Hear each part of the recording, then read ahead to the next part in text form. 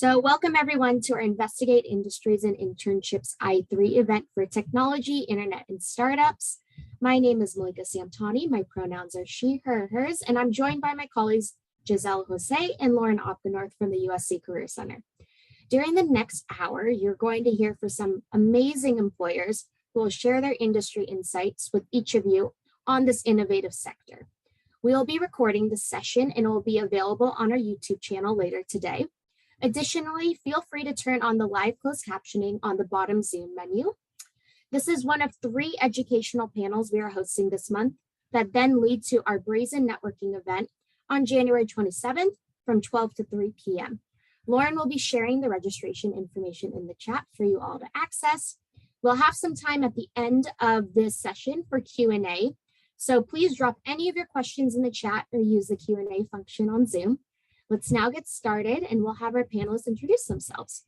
So I'll call on each of you based on my Zoom boxes, but please introduce yourself and tell us a little bit about your organization. And we'll start first with Cassie.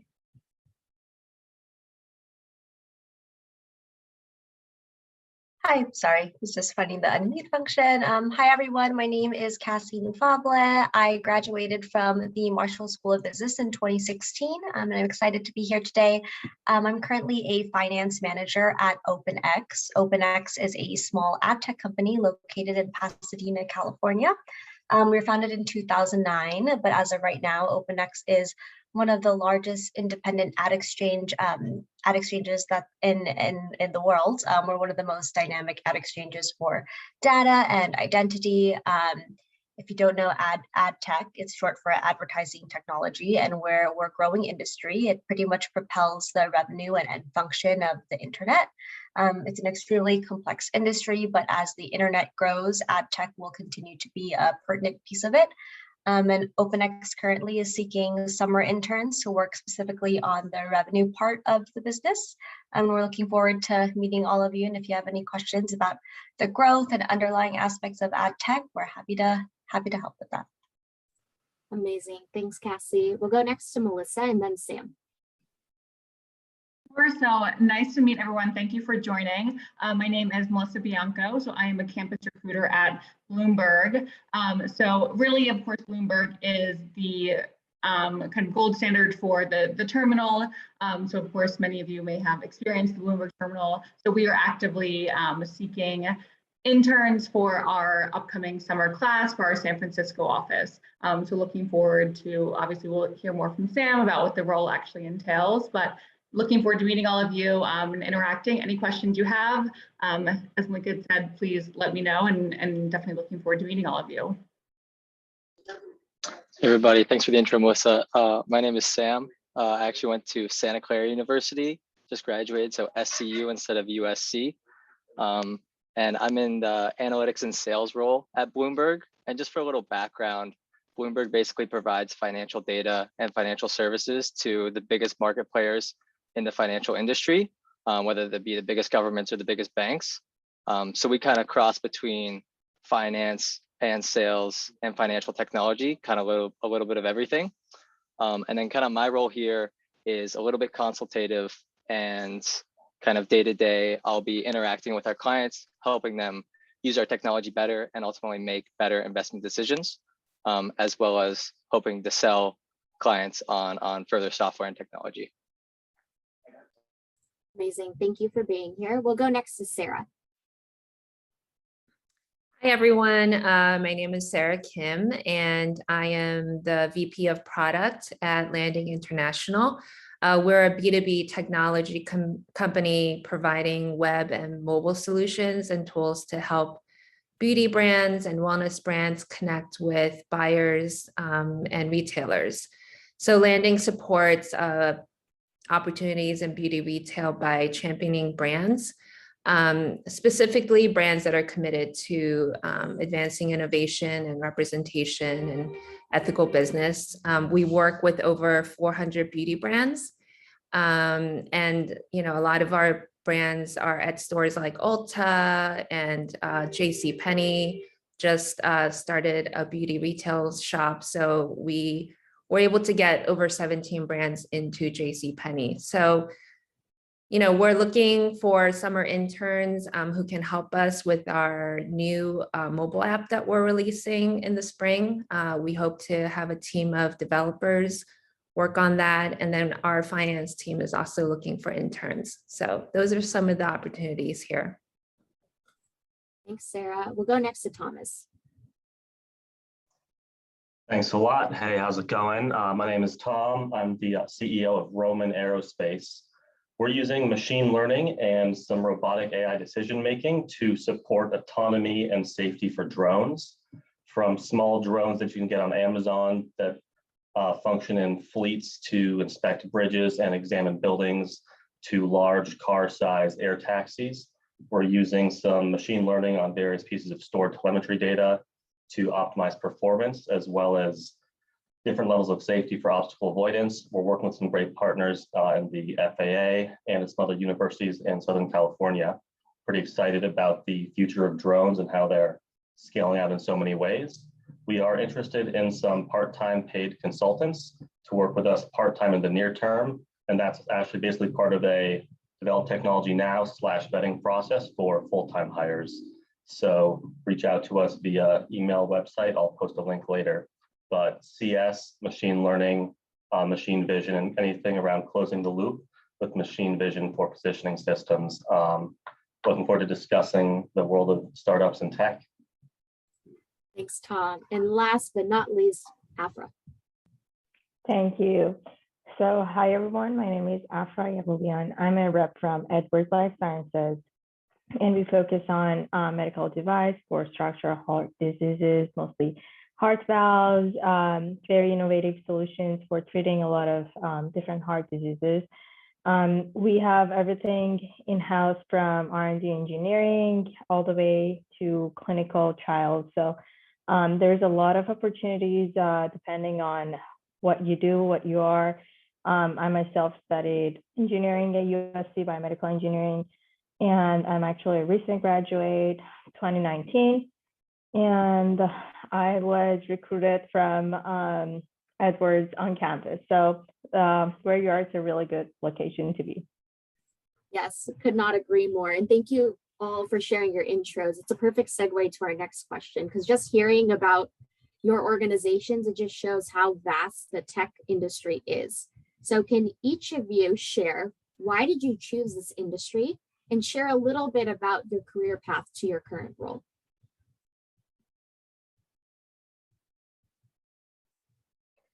Sure, I can go first since I started the first one.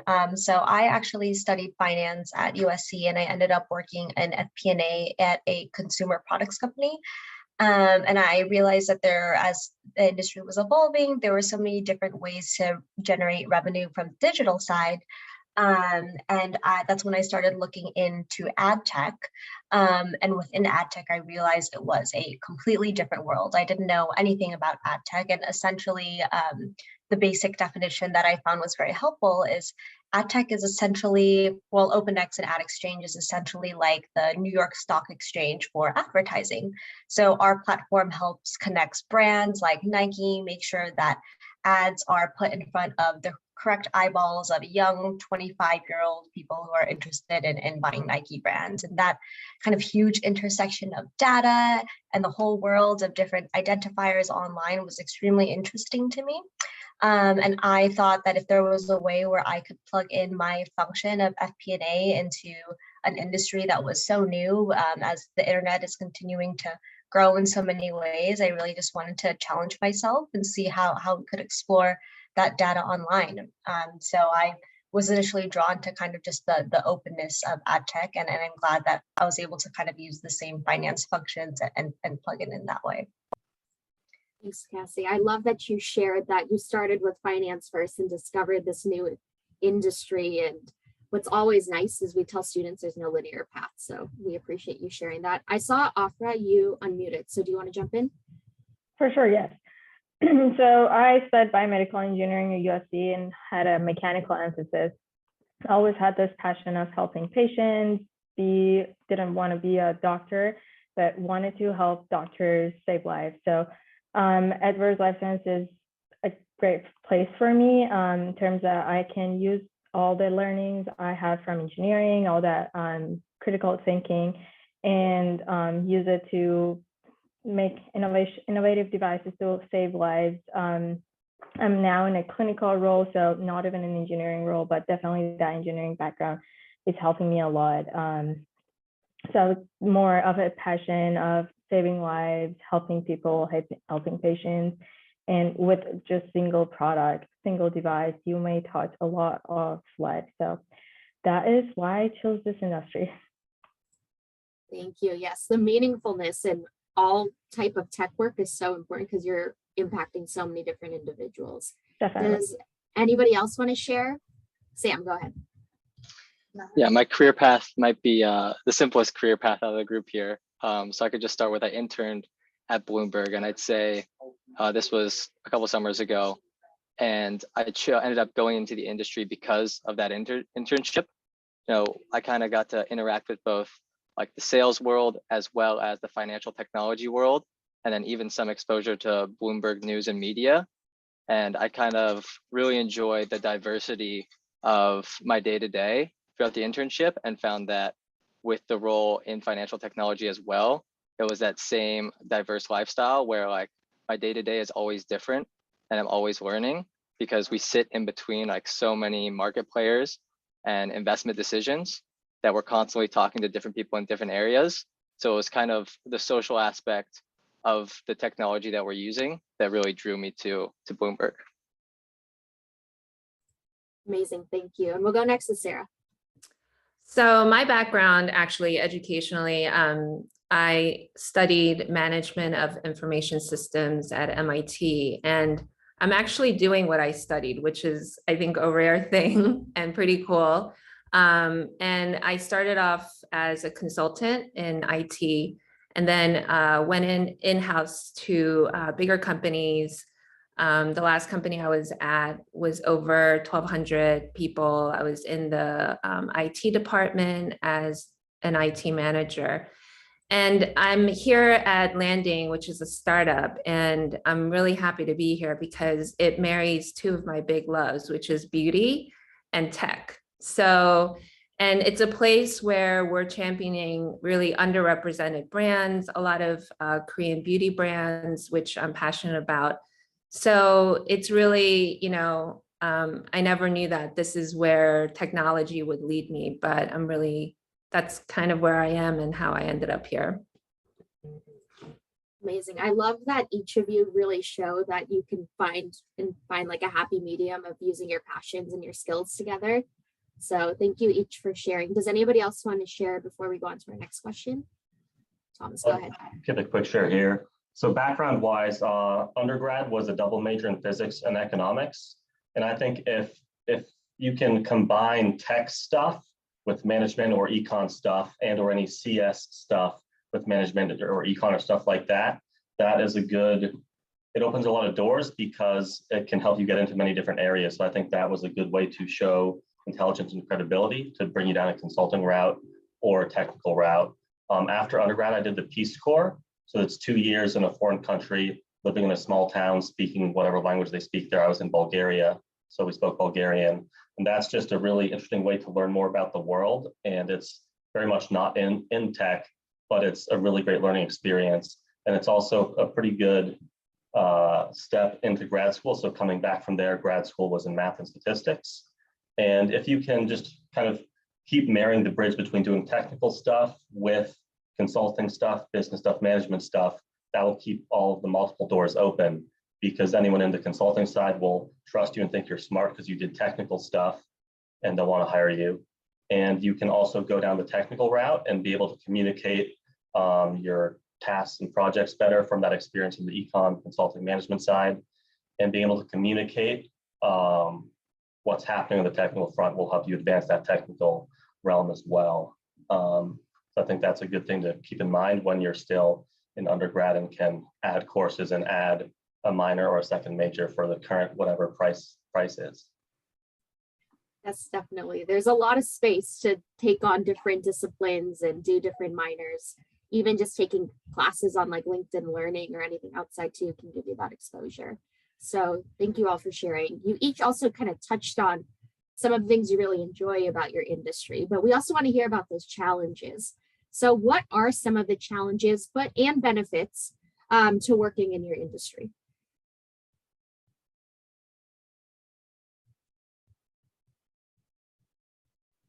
I have one. And by the way, Tom, I totally agree with everything you said. I think with my experience, I find that to be true. To know a little bit about everything really does help in technology. I think one of the challenges is that, you know, as amazing as technology is, it's changing all the time. And you have to kind of keep up to date with what's a fad and what's here to stay.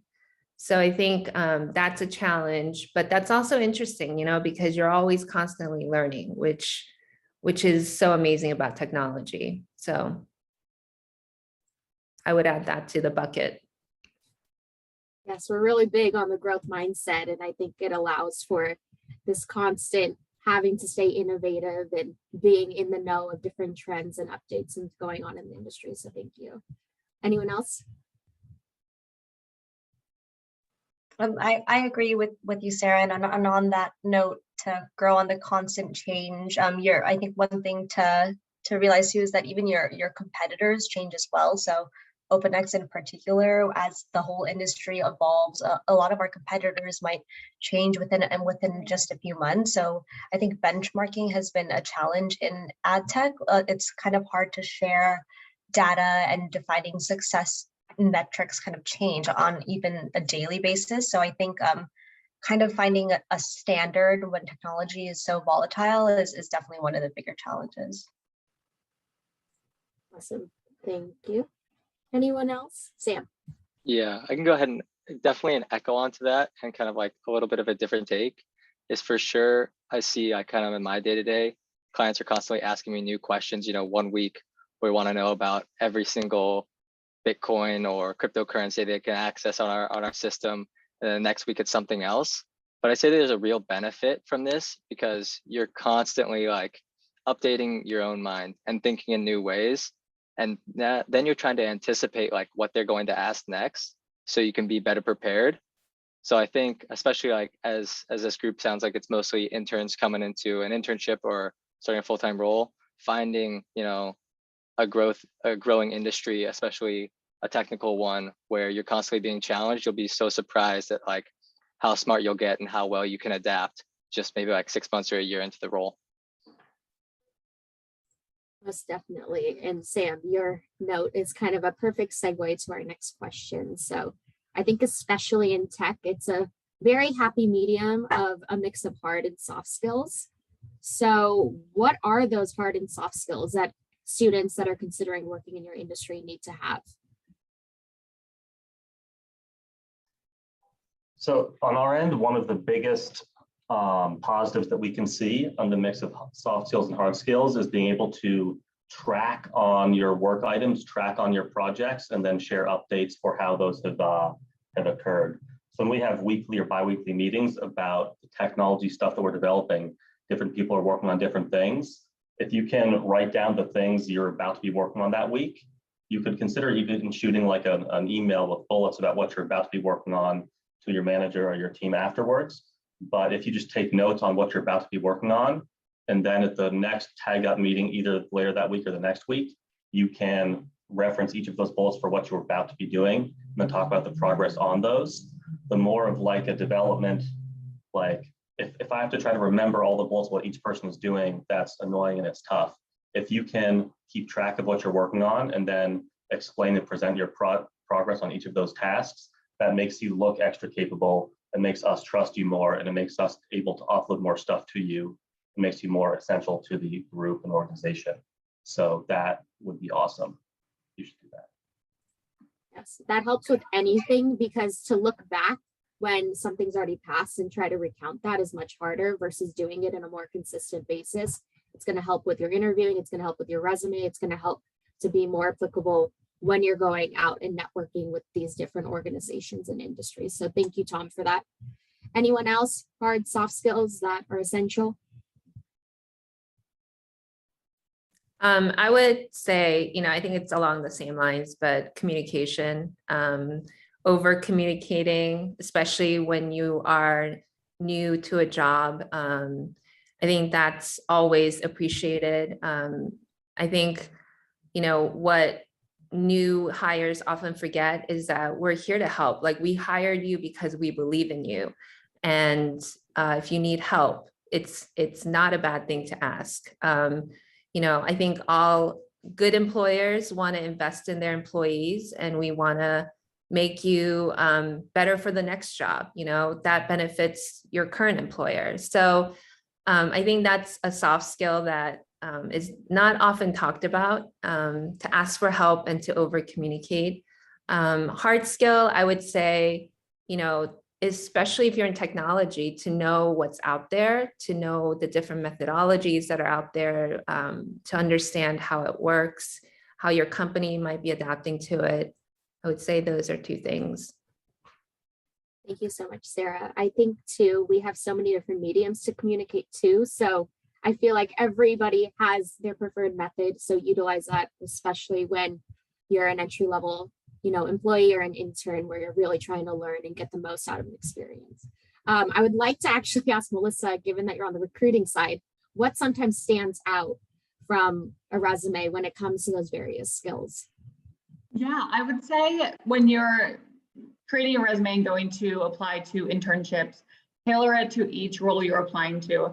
As you can see on this call, different companies, different industries, to really take in what what we're speaking about today and how you can demonstrate that on your resume if you are genuinely interested in that company or working in that industry. I would say also one big piece after being a recruiter for a few years now, being open to feedback. I think that's one thing I've seen, whether it's through an internship or if you're a new hire, new candidates really struggle at, is being able to take feedback and not see it as something that is used as a criticism, but really taking it in and then implementing on that feedback.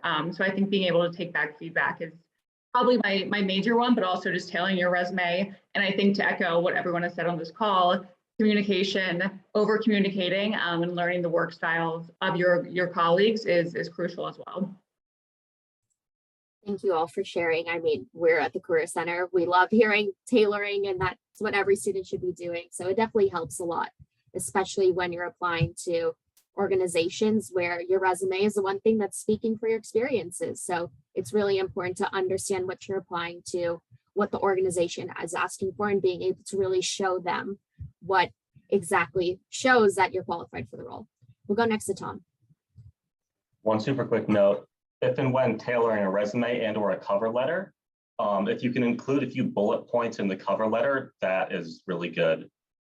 Maybe a little bit about how your skills align with what they're looking for or whatever makes sense, but like 2 or 3 bullets in a cover letter are really helpful. And just even having a cover letter shows you like putting that extra effort and steps. So a few bullets.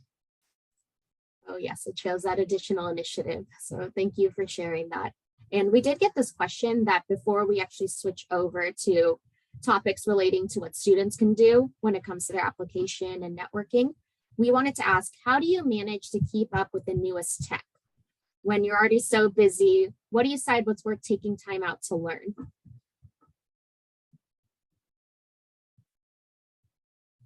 So I think it's just more, there's so much changing. How do you stay on top of what's changing? And I saw Afra, you unmuted, go ahead. This is one thing that I do, is to attend webinars and conferences. Our company send out webinars monthly, and just looking at what you're interested in to learn and get engaged with and signing up for it.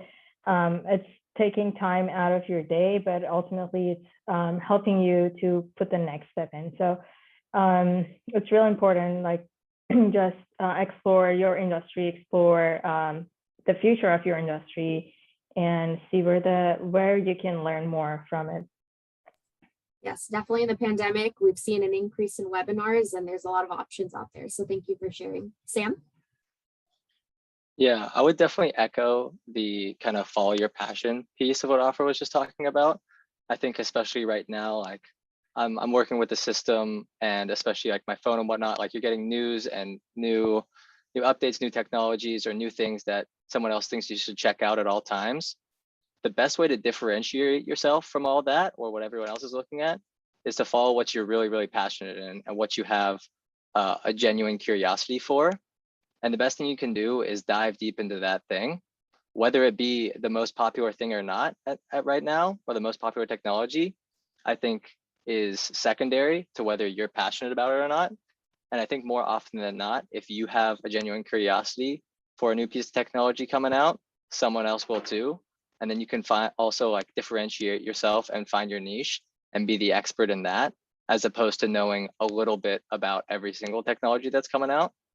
I think that's just a great way to kind of differentiate yourself. 1000%. Being a specialist definitely goes a long way, and it shows that genuine curiosity, interest, and then you become the resident expert in it, and you'll be able to share that advice moving forward. You all kind of touched on our next segue, so it's now time to go more on like the student piece. But I know a lot of you talked about different like major and minor combinations and different disciplines to have in your background. But what other advice would you offer to students interested in a career in your industry?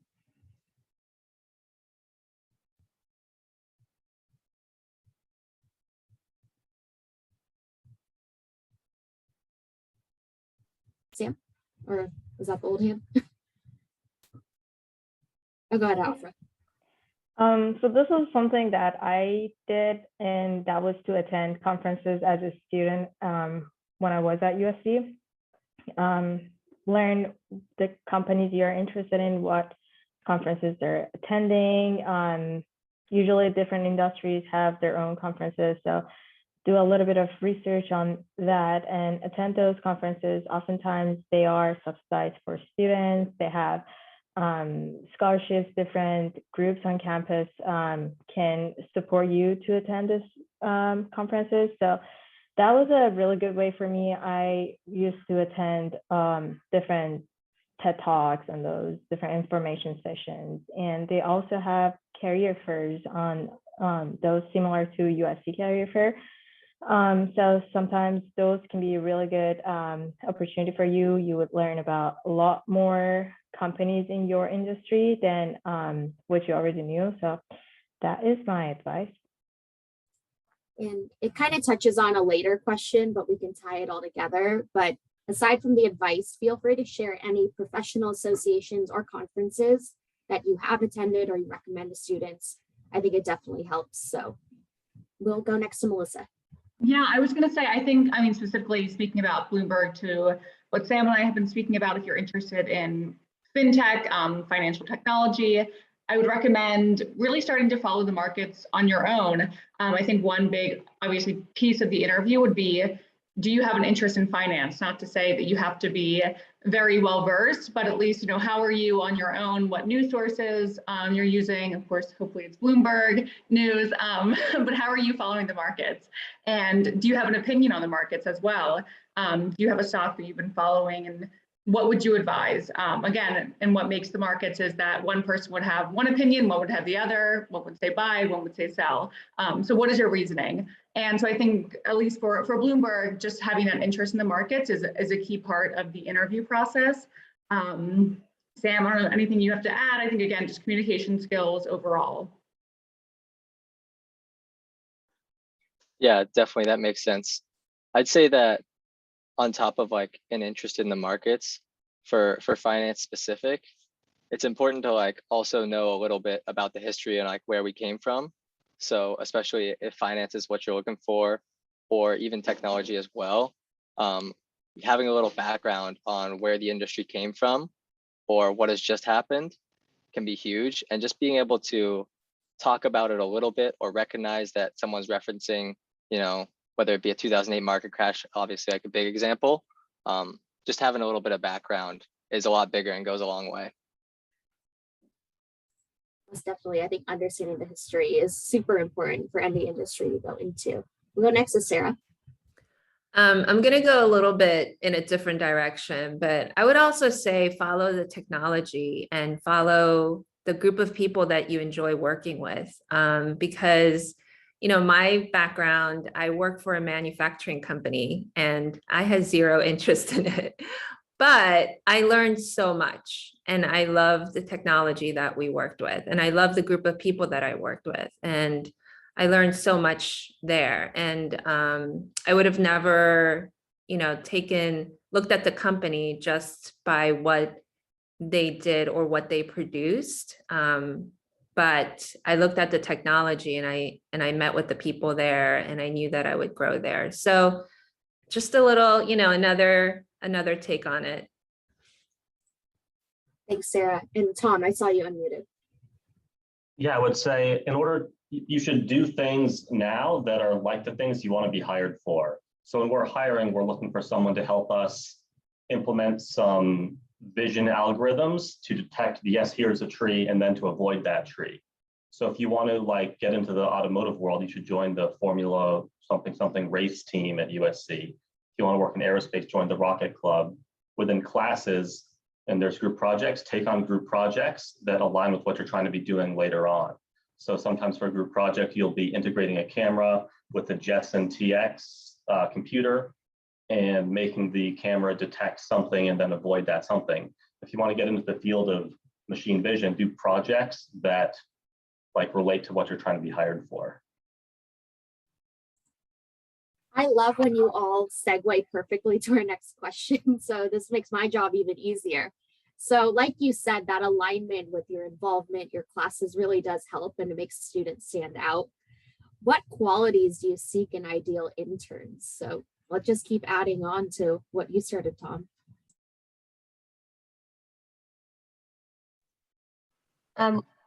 Sorry. Go ahead, Cassie. Yeah. We specifically are just looking for interns who are willing to learn a lot, ask a lot of questions. There really is no dumb question to ask about ad tech. We know a lot of students come in not knowing anything about ad tech. A lot of interns come in with kind of just the first statement that we hate all ads. So how do we change that?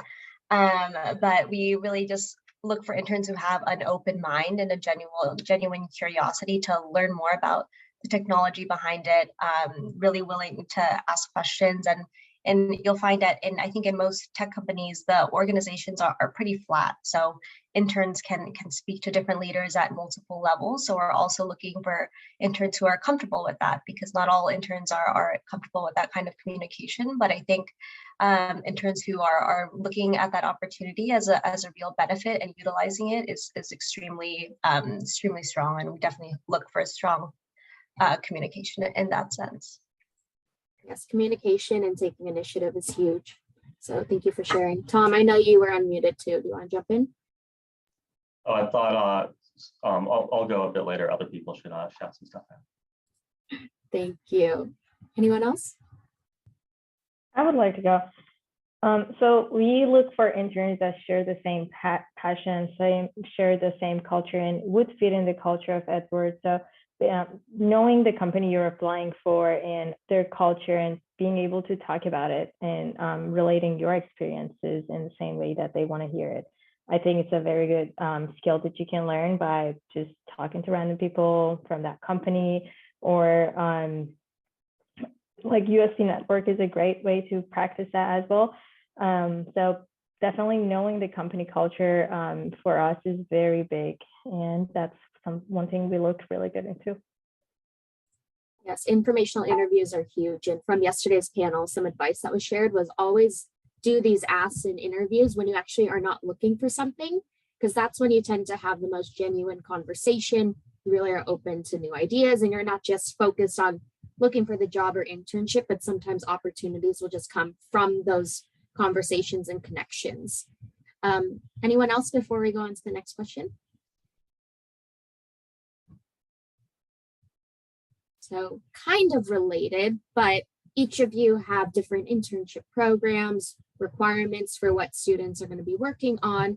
Can you share a little bit about what kind of projects do you have your interns work on in your organizations? Sam. Yeah, I can definitely go for it. So our internship at Bloomberg is basically 50% with the sales organization and then 50% with the analytics desk. And so you'll be working with sales teams on specific strategies and campaigns for like some of our biggest clients and biggest banks. Like how can we target all the users there? How can we reach them on a mass scale? And are we doing a good job right now? So you'll both be getting to like interact with the people at those banks and our clients, and then also working with the sales teams, and you'll be placed on like a specific sales team to go through these projects, maybe analyze an entire client base and then present it or maybe understand it further. And then kind of the analytics portion is more so like day-to-day and a super deep dive into like the technology we have, whether it be like our financial data, like we have some background programming languages, and then as well as like our financial like news, which, you know, a lot of clients want like automatically and real time and a million different specifics around it. So it's kind of half working with the sales organization and then half diving deep into the technology and seeing how much you can learn in a summer. Thanks, Sam. Anyone else want to share a little bit about day in the life for interns and what that project might look like? We can share some projects and some stuff. So we're more of a startup. We have a few full-time people and then a team of consultants that work with us, which means a lot of our interns are interns/consultants. And it's less about having a lot of time to learn a lot of things and more about creating technology that is part of our future R&D plan and or current projects with customers. So we do a lot of like development where we work with interns to teach them things, but also expect output. It's a pretty great system. But so some projects interns/consultants are working with us right now on are using an Intel RealSense 435i camera and or another camera connected to some compute elements, a Raspberry Pi and or an NVIDIA chips to detect objects sitting in a payload bay on a drone. So we can know the exact location of the payload, incorporate it into the center of gravity of the whole system. Some other projects our interns are working on include doing some customization to some drone management software that sits on a laptop to automatically send flight logs and data up to a cloud system.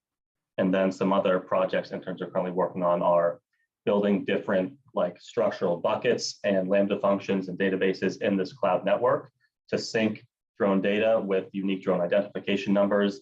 And that feeds into some machine learning tuning systems that run in the cloud. So we're doing a lot of pretty company core projects that are being developed with interns. So there's some hands in the weeds coding and technical development stuff. Thanks, Tom. We appreciate it. Sarah, I saw you unmuted too. So if you want to go ahead and jump in. Yeah, so we're developing a mobile app for our beauty retailers. And we're launching our first phase of it in April, but we'll need help and we'll want interns to work on some parts of that mobile app. Specifically, we'll give them different features that they can work on and hoping that their collaboration will be in the phase 2 of the mobile app that we're launching. Awesome. Thanks, Sarah. Anyone else? Yeah, so OpenX is looking for interns specifically in finance, but this isn't just typical FP&A. Finance is really pairing with revenue and analytics. So it's a pretty heavy data analytics role. We're looking for interns who are comfortable dealing with a lot of large data sets.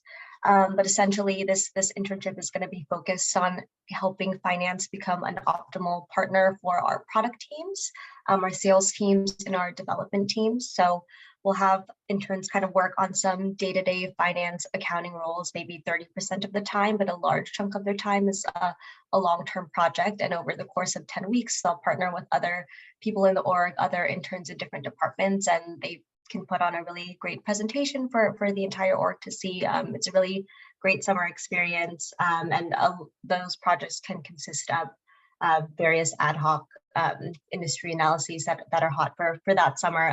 But right now in the ad tech world, it's kind of just looking at data privacy issues, kind of new products that we're building out as well. And every internship sounds very exciting. So thank you all for sharing. We'll go ahead and jump to our next question, which we always like to advocate because we are a career center. So we're big on networking, and we know it's so important for students to start building their network as soon as they enter their time at USC. So do you have any tips or advice for our students when it comes to networking, especially when it comes to entering one of your industries?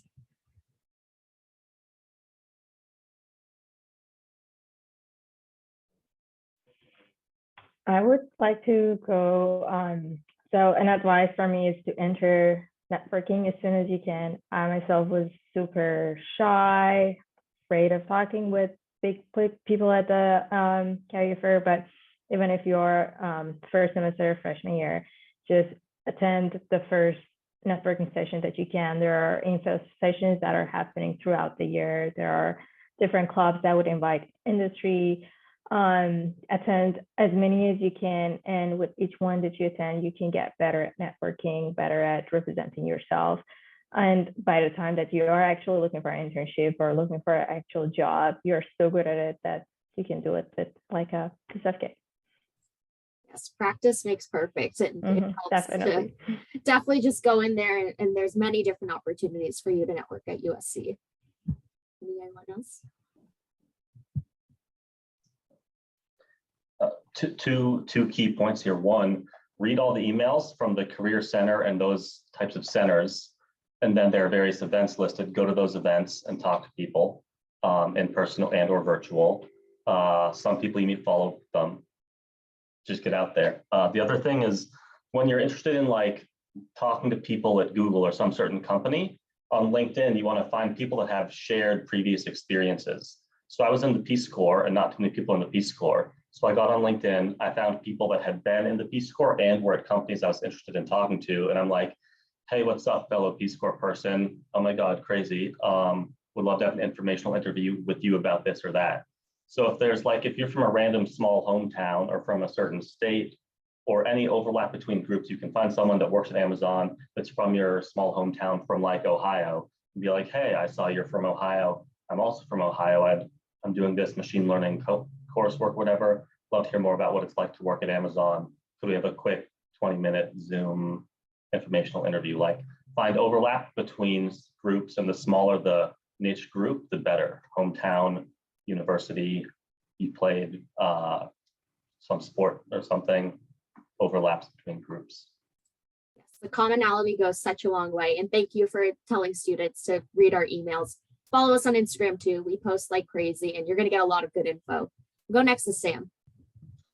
Yeah, I would definitely echo Tom there. I think there's two kind of schools of thought as you start your quote unquote like networking journey. Like first is that LinkedIn one, or kind of the very deliberate one. And I remember keeping like a long list of like every company I was interested, and like maybe like 2 or 3 people from every company I would think about talking to. And then I would say also like when you're messaging these people on LinkedIn, or maybe you're doing like, I forget, there's like some add-ins to find their emails and whatnot, like Hunter. Just keep the ask like super, super simple. Like, hey, we have this in common. I'd love to sit down for like a 10-minute call, a 15-minute call. Make it super simple, and you can actually get a ton of value out of just 15 minutes if you just have like 3 or 4 questions. I feel like at the beginning, I heard a lot of people, at least from my class, like trying to get like 30 minutes or like a long period of time or like a coffee chat. And I think the simpler you can get it, the more likely you are to just hop on a call and get a lot of information. And then always ask to connect with someone else at the end of your call. Like, is there anyone else I should talk to? Anyone else you know, I was interested in, whether it be like an aerospace or a finance, like anyone else who also went to USC who at your company or something like that. And I'd say the second portion, besides like the LinkedIn very deliberate portion, is just networking is going to be like a long-term thing. And you think about your long-term career, just like kind of make it part of your daily life. Like asking the people around you, especially in your classes, like teachers, like where they came from. I think starting with those simple questions and like simple conversations that may seem trivial in passing can actually build your network a lot more than you think. And down the line, we'll start to connect dots for you. Like, oh, I remember like my teacher, professor, my classmate also is from there, and also like has a friend that worked at this place. So it's kind of both like a very direct pursuit right now as you're searching for internships and jobs, and then also like a casual one you should start in your day-to-day. 100%. And like any habit, it helps to start it now, be consistent with it, and always follow through with it. So thank you all for the great networking advice. This will be my last question before we open it up to any audience Q&A. So students, keep the questions coming. But we know, especially for students when applying to internships, it can be really competitive. So what can someone do to stand out for the right reasons on their application?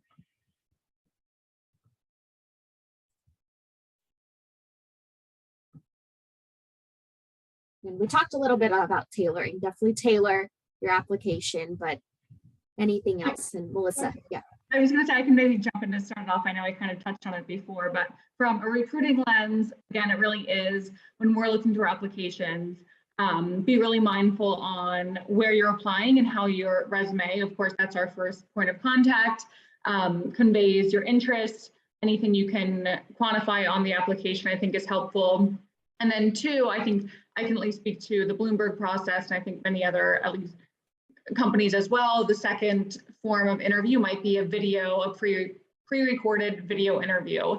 So things you can begin to do to prep even now is think about if you were to be recording yourself and then having it, of course, played back to either a recruiter or a member of the business, such as Sam or whatnot. If you were asked these general questions about yourself, how would you represent yourself in this forum? So again, if we were to send you a link to say, please record this second round interview, we're going to ask you 5 questions. How can you begin to really convey yourself as a candidate effectively in this new way, right? It's not either a phone call or whatnot, but I think that's important as well. I always recommend to candidates, and it kind of sounds silly, but even if it's either having a FaceTime chat or recording yourself and sending it to a friend or a mentor, a professor, and saying, am I using too many filler words? Am I not conveying my experiences in the correct way? I think that's just an important part of the application process that I think many students are aware of, but to be mindful of. And then the ultimate, of course, if you are able to interview in person or whether it's through a Zoom chat, that's really when you get to tell your full story as well. So make sure that you are really thinking about what makes you unique as a candidate. It's competitive, it's a competitive landscape. So what about you really will make you stand out from the crowd, and how can you use your experiences to really convey that to the employers? Thank you so much, Melissa. Sam, did you want to add anything else? Sure, I would just retweet that the story portion of it. I think you also, it can seem like a big ask, like what makes me unique, like how can I compete? But really, I feel like the best candidates and the best people in general tell their story like very simply. Like, here's where I come from, and maybe this is one like big defining moment for me, and that's why I wanted to go this direction. So I think your story usually comes from a very simple place. So don't feel like you need to make it a big hoopla or a big competition. You basically escape that competition by being authentic to yourself and just sticking with what you know. Such true words. Yes, you have to be yourself. You have to own your story, be passionate about the things that matter to you, and show everyone that you're speaking with, this is what matters to you. And it goes really a long way. So thank you all for sharing. I want to open it up to some of our student Q&A that we started getting. So the first question that we received is, what can we do to show that we're passionate about learning about a new field if we have a change of heart and no spirit, like experience? So example, going from analytics to finance. So sometimes, especially when it comes to job search, not having that tangible experience in that specific field can be a detriment, but how can you showcase that on an application or when going for an internship or a job?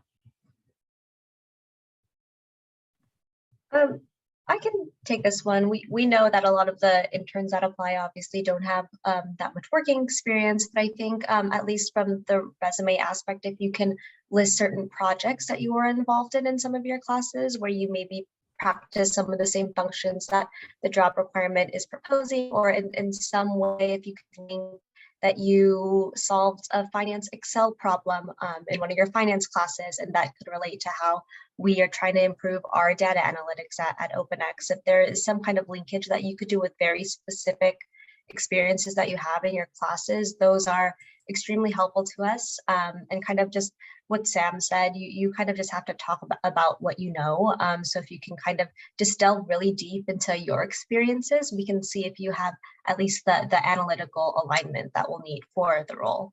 and to kind of show interest in an industry that you don't have any experience in. I think the biggest thing is just be sure to ask questions. At the end of almost every job interview you'll have, there'll be 5 minutes to ask any questions, and you want to try to make them as least generic as possible. So be very specific and intentional in the questions that you ask there. Make sure you're researching the company, see if they've been in the news lately, and we're usually very impressed when you have very specific related questions to the industry and the company. Yes, Cassie, I completely agree, and take advantage of that. Do you have any questions for us, period, at the end of interviews? That really can be a game changer when it comes to solidifying that offer and getting that acceptance into an internship or a job. So the next question that we'll jump to, and I'll help start this one off, is should we put soft skills in a resume? So this is a really interesting question because I think a lot of times students think skills can only be showcased in a skills section at the bottom of a resume, but I would love to hear from each of you how you like to see soft skills conveyed throughout the resume through bullet points, different experiences, and I'll leave it open to each of you.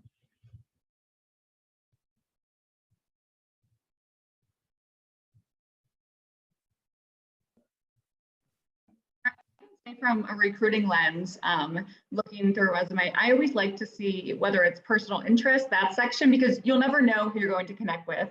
For example, I used to, before Bloomberg, I was doing more trading recruiting. So for people that were interested in sales and trading, and they would put in their personal interest, they would either trade their own personal accounts or a mock account. So again, kind of a different skill, but or their interest as well. I had one person say they were very interested in a certain TV show that I was also interested in. So that also, when I was talking to them live, would bring up a conversation. So you never know who you're going to connect with. I always think it makes the resume more personal, just going through when you're going through many. So that's my own personal take, but would love to hear from the group as well. I would like to add that you can put the soft skills into some other projects that you have done, like, I don't know, like you are a team player, but you don't want to specifically say that you are a good team player. You can put it in a project description, like in a team of this many and that many people, you were the leader or what. So put it a part of your other projects and your other interests, any other experiences that you have. I think that's a better way to put it, but definitely somehow incorporate it, because a lot of companies we want people that are team player, because in our industry, team players a big deal. You would work in groups. Each person would do their own portion. I know at school it's a pain. You don't want to be involved in any group projects, but put those soft skills somehow in your resume. It helps a lot. Yeah, we couldn't agree more that it's about really thinking about those action verbs that you're using to showcase your experiences, whether it's student org involvement, project experience, and the internship experience, to show that initiative, teamwork, communication. You're not just saying I'm a team player. You're showing that you led a group in a team project, or you created a newsletter that went out to everybody in your org. Those are those ways you can showcase your soft skills throughout your resume without just blatantly just saying, these are my soft skills. Really show the reader how you utilize those skills. So our next question, and we have about 5 minutes left, is how much prior experience are interns expected to have with the roles they're going to be working? And I will say, we talked about this a little bit, but especially when it comes to the more technical side, think about the courses that you've taken that really will have those skills, whether it's, Python or any of the other coding languages, like showcase that in your resume, but want to open it up to the floor as well.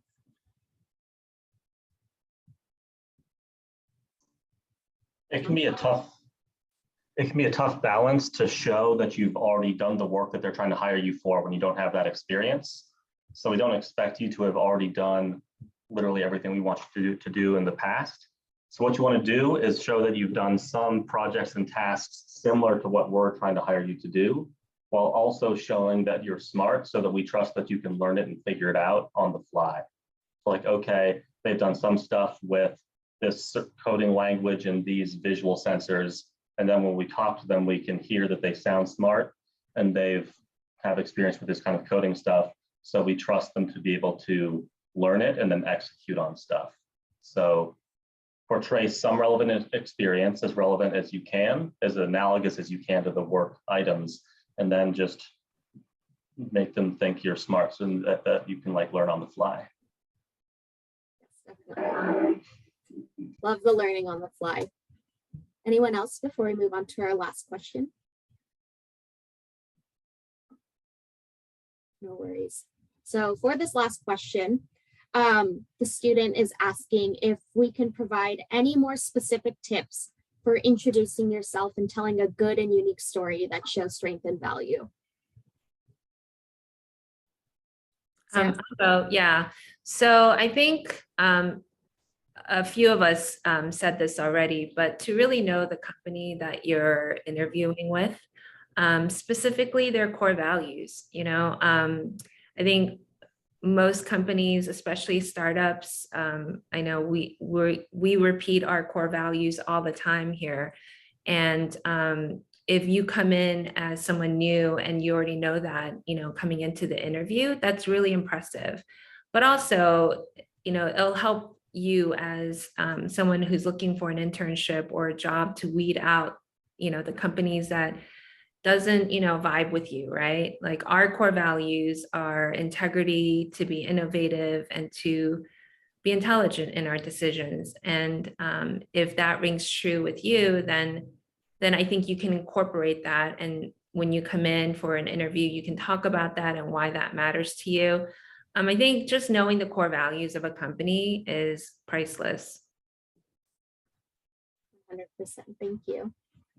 Anyone else?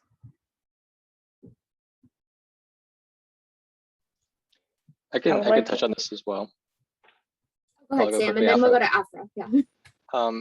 So basically, like tips for telling your story, I'd say it's a good time, even if no one asks you to be a little bit vulnerable. And I think that's something that it can be shied away on at first, but it's part of who you are. As much as like you want to promote your strengths and whatnot, it's really important, especially for recruiters and anyone you talk to trust you. They're gonna want to know like where you came from and what has been like a struggle for you. And I think that's part of your story as well. And usually if you can turn that into a strength, like something you overcame, I think that's a great place to start your story as well. Yeah, we're all human and we empathize with that nobody's perfect. Nobody's going to be perfect cookie cutter to what you're looking for. So thanks for that reminder. Afra will close us out. That was exactly what I wanted to add. Perfect. Well, I cannot thank each of you enough for being here. I think you gave so much amazing advice and insight into your industries. And I know I'm excited to showcase all your opportunities to students, but I think they're going to be really excited to discover your organizations and apply for internships. So again, if you want to talk to our employers, we have our networking panel or an event on January 27th from 12 to 3 p.m. Pacific Standard Time on Brazen. You still have time to register for that. Stay healthy, stay safe, and fight on, everyone.